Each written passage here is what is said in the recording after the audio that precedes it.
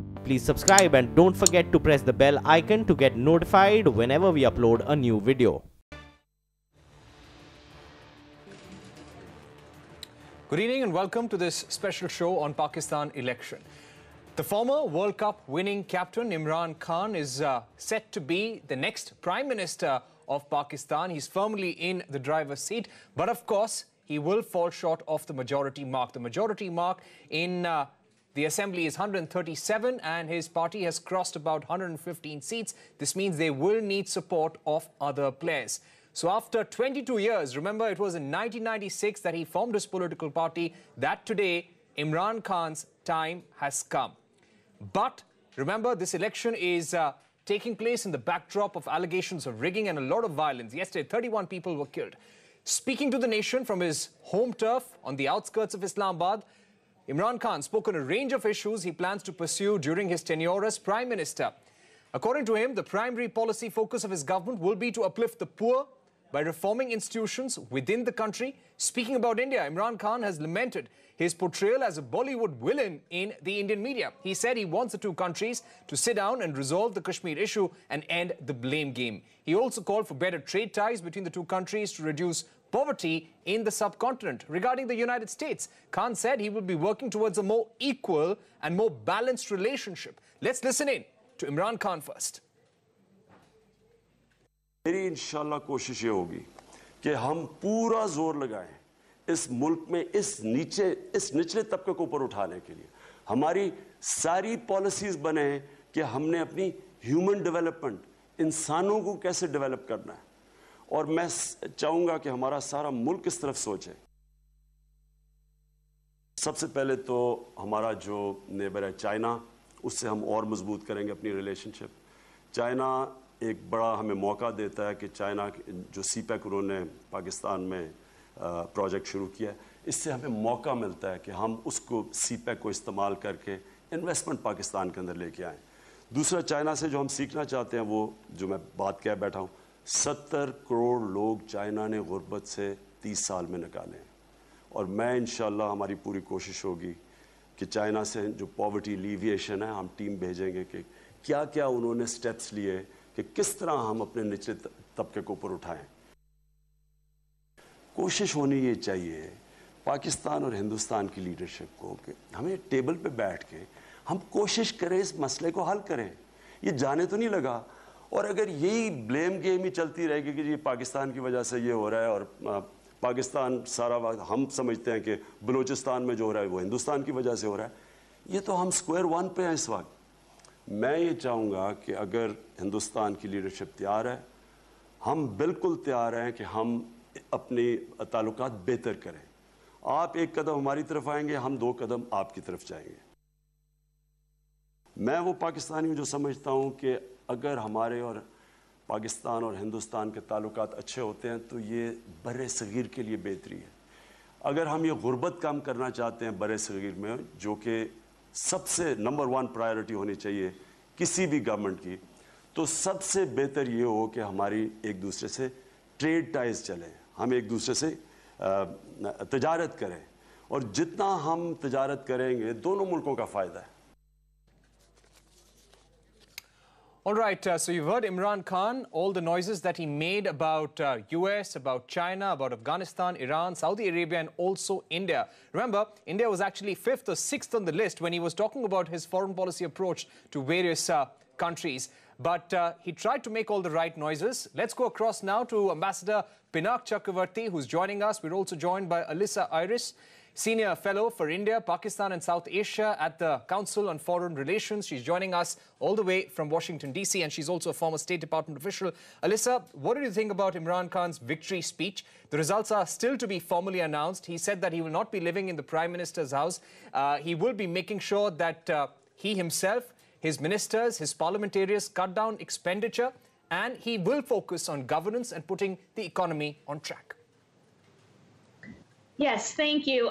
Obviously, focusing on poverty alleviation and human development and bettering Pakistan are wonderful goals, and certainly any prime minister of Pakistan should want to focus on those goals. So I thought those were the right things to say. I was encouraged by the statement on looking to work towards better relations between India and Pakistan.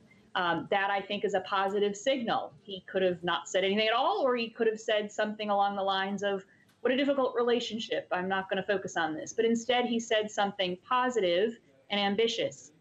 The challenge, of course, is whether he will be able to make much of a dent on reining in the terrorist groups that continue to operate from Pakistani soil and which continue to pose a major threat, not only to India-Pakistan ties, but to Pakistan's ties with Afghanistan, and of course to its ties with the United States as well.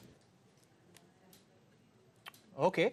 Alyssa, we're also joined by former Pakistani ambassador to India, Mr. Abdul Basit. Mr. Basit, thanks for speaking to CNBC TV 18.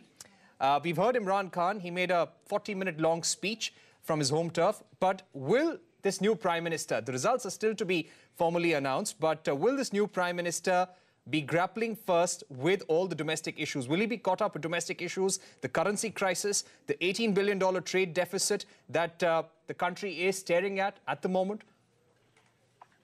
Thank you very much for having me. And I think you're absolutely right. His priorities would be to fix the economy, also strengthen anti-corruption laws and mechanisms in Pakistan, and also focus on human development. So these are his priorities, and I'm sure alongside he would also focus on foreign policy challenges, and especially what is happening in Afghanistan and our relations with India. That's right. Mr. Basit, I'm going to take that question to Pinak Chakravarti, who's joining us. Ambassador, he sent the message to India saying that we want peace. We're willing to take 2 steps if you're willing to come to the dialogue table.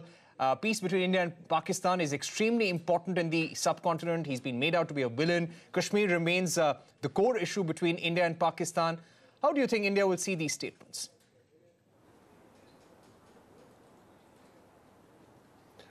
Well, we would see it as a new Prime Minister saying some positive things, and but the fact remains that he remained quite, totally silent on terrorism.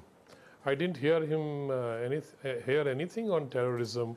All the terrorist groups that function out of Pakistan with the support of the army and the ISI and who conduct terrorist operations within India, they are pushed into India. This whole asymmetrical warfare that the Pakistani military establishment is conducting against India, I didn't hear Imran Khan say anything on that. He only outlined his own issues or the issues that bother the Pakistani establishment. What about terrorism? He was quite silent on it. So I am not very encouraged because on that issue, I suppose he will. He may not be able to take an independent line, independent of the military establishment, which actually runs these terrorist groups and which actually has a pretty strong hold over some of the policies relating to India and towards Afghanistan. Let's get a response. So let's wait and see. On that, it's all good words at the moment. Yeah. But let's wait and see. Abdul Basit, the question is, in the run-up to this election, we've seen the kind of role extremist groups have played. We've seen mainstreaming of political parties like Milli Muslim League. They could not fight this election, but Hafiz Saeed voted, and he backed about 200 or 300 candidates in this election process. Imran Khan, in the run-up to this campaign, has been called Taliban Khan. He said in the past that Taliban should set up an office in Pakistan. PTI gave a grant of 550 million to Sami ul Haq, who is known as the father of Taliban. Maulana Fazlur Rahman, who is on a US terror watch list, he also got a grant.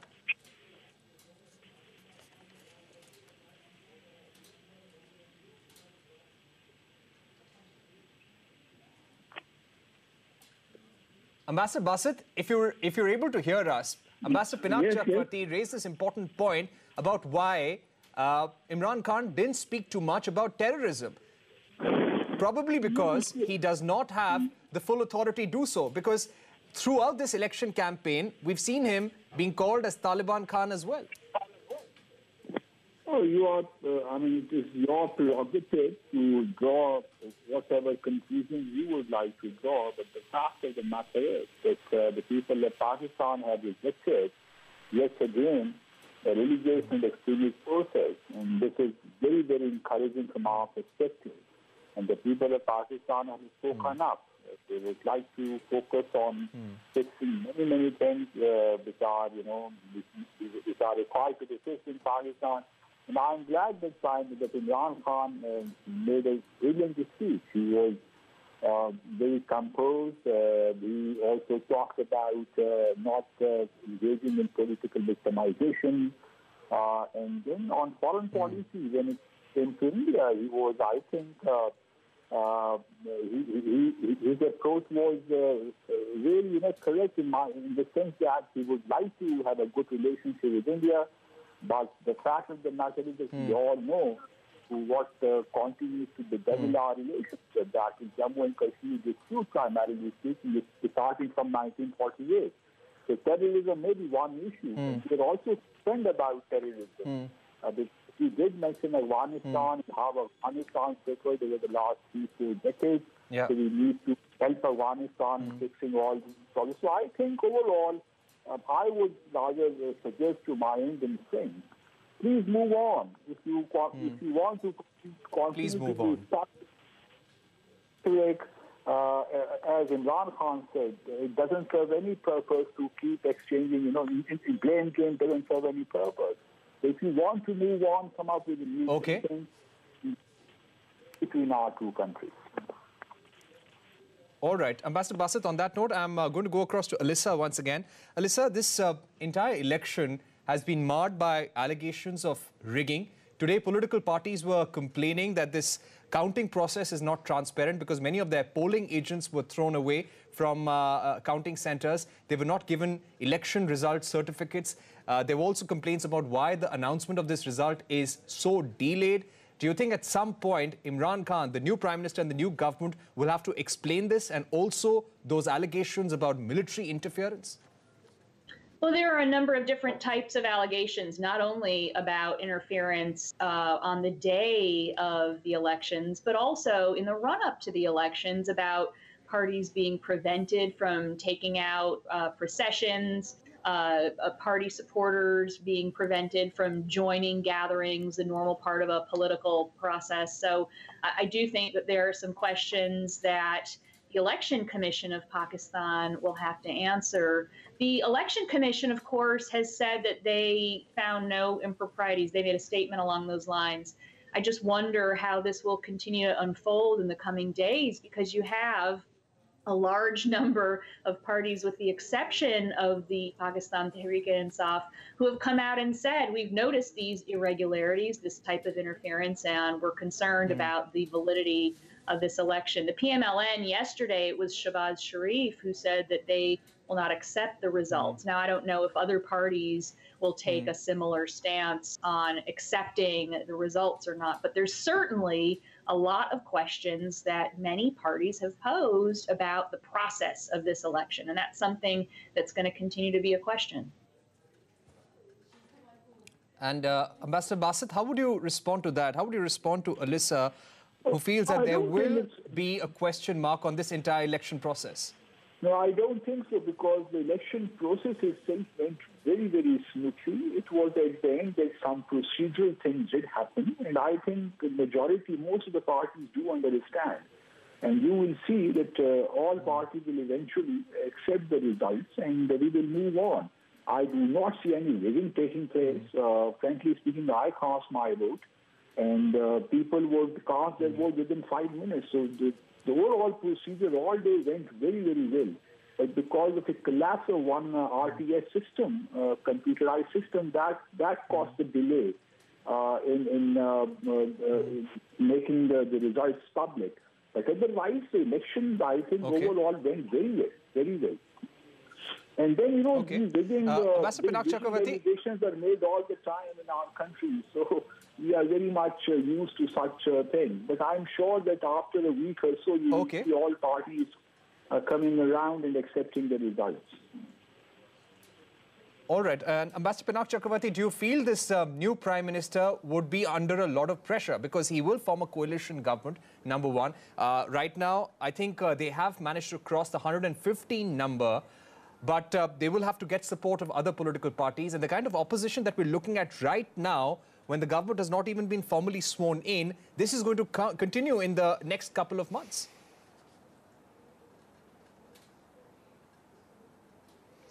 Well, I think he will find the numbers finally with the help of smaller parties and others. And on the issue of large-scale rigging, etc., I think our own Chief Election Commissioner, Mr. Qureshi, is in some observer group, because I saw him speaking on television from Islamabad.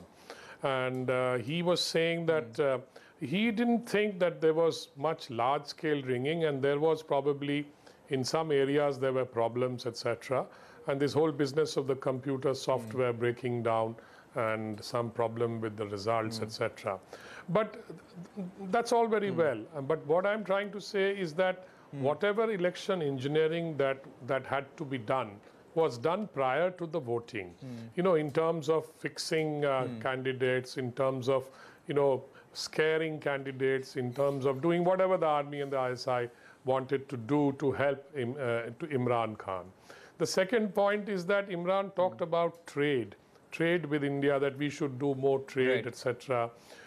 Pakistan has not yet moved even on the MFN. And so they talk about trade, but let us see if Imran can do something on MFN, you know, giving India the MFN. They are stuck there. They can't do it for some reason. And I am all for trade. I think we can do Ambassador trade. Pinak, we can do so many things. But then Pakistan, that is a positive statement. Generally tries to...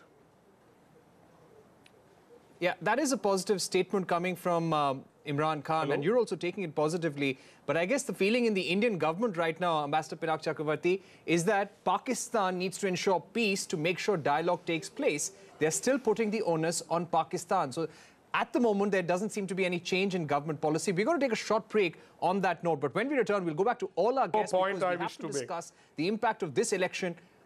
Yeah, so we're coming back in just a bit, and I'll go straight to you for that point then.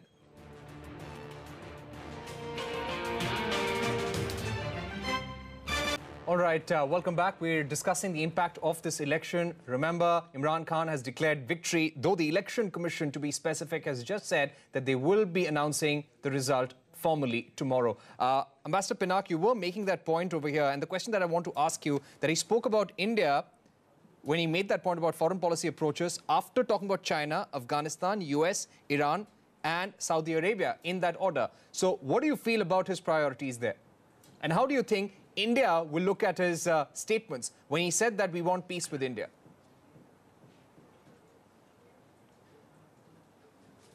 Well, I think hoping for peace with India, trade with India, and concentrating on our problems of poverty, development, and all the social and economic issues, creating jobs. These are all par for the course. I think any right-thinking person in any country would say all these things, and I think this is completely sort of, what shall I say, not rocket science, that good relations will lead to more prosperity, more development, etc. But I also came away with the sense after listening to his speech that he made it conditional. He made it conditional on the Kashmir issue, that we should solve it by sitting down and all these things. And so, but then again, I go back to my point that Kashmir issue, if we want to solve it, certainly we can talk about it, but not by Pakistan sending terrorists into India. All right. And Alyssa, about the US, he said that we want a mutual relationship with the US. Alyssa, he said we want a mutual relationship. Just looking at the dominance of the army in the narrative in this election, but the kind of role they have played, how do you think Donald Trump and the United States will approach Pakistan now? Well, I think the Trump administration is going to have to very quickly take a close look at the present state of U.S.-Pakistan relations and how an Imran Khan-led Pakistani government will enable progress or not. U.S.-Pakistan ties right now are not in the greatest place. You might recall that the Trump administration back in January suspended all forms of security assistance to Pakistan as a means of applying greater pressure on the question of active terrorist groups that are in Pakistan. We are now almost one full year in to the new U.S. South Asia strategy, which was announced last August by the president himself. So I suspect there's going to be a lot of scrambling inside the White House to take a look at how the South Asia strategy can be further advanced or not advanced, and what the Imran Khan leadership now poses. Yeah. And Alyssa, the fact is, in the last 71 years of Pakistan's history, this is only the second time when a transfer of power between civilian governments is taking place. The army has always dominated the narrative.